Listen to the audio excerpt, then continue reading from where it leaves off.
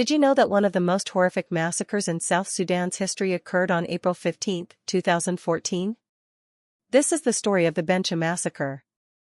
Bentiu, the capital of Unity State, became the epicenter of unimaginable violence during the South Sudanese Civil War.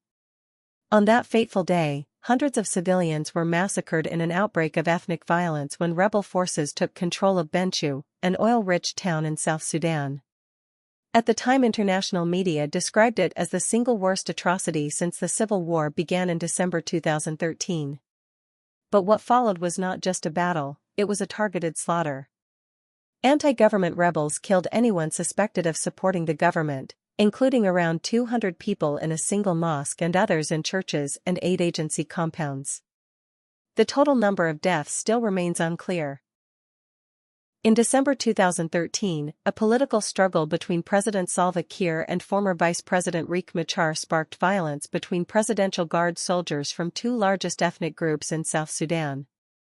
Soldiers from the Dinka ethnic group aligned with Kiir and those from the Nuer ethnic group supported Machar. Before the massacre, local radio stations featured rebel commanders threatening non-Nuer ethnic groups.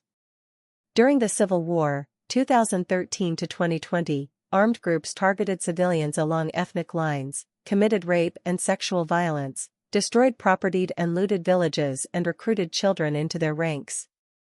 Over 50,000 people were killed and nearly 4 million people have been internally displaced or fled to neighboring countries. Rebel leaders denied responsibility, attributing the atrocities to retreating government forces. However, the United Nations and other international observers held the Sudan People's Liberation Movement in opposition, SPLM/AIAO, accountable for the killings. The Bentiu Massacre stands as a grim reminder of the depths of human cruelty during times of conflict. It underscores the urgent need for reconciliation, justice, and the protection of civilians in war-torn regions.